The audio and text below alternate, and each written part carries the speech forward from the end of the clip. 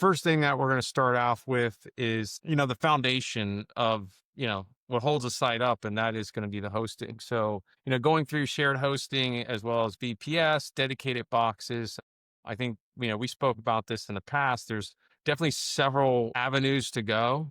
Some that cost a lot more than others. Some people have hosting that they might have literally too much juice for their needs, so they could budget it down because, they might not even have that much traffic. So let's break down some of those for people that might want to understand that hostings are good for them. Yeah, I'm going to keep this one relatively simple, man. Cloud hosting is the way to go, hands down. The startup plans are not that expensive. They're Yeah. very elastic. They're highly scalable. Specifically, if you're going to host a WordPress and WooCommerce website, go with a hosting partner that understands these platforms well.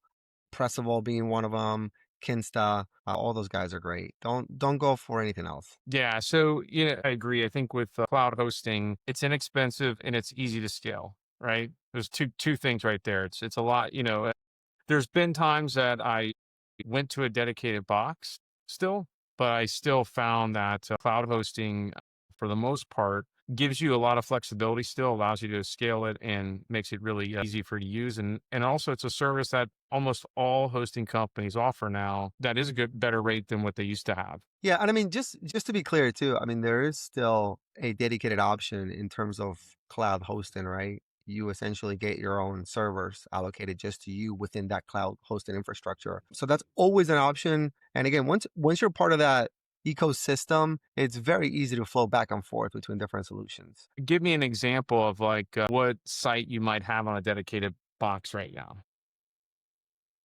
The only time we use dedicated environments, and we're trying to get away from this, is really for customers that have like very unique applications and require like very unique tweaks to their server environment in order to make the application work. But other than that, we try to stay clear from dedicated. Yes, I have only one, and that's my own. Literally, I found the need for just having complete control of everything for my own brand. So it made more sense. We were on cloud, and it was from a price perspective as well as controlling pretty much virtually everything on the box. So that's the reason we have it. But literally, you're right, any sort of dedicated server.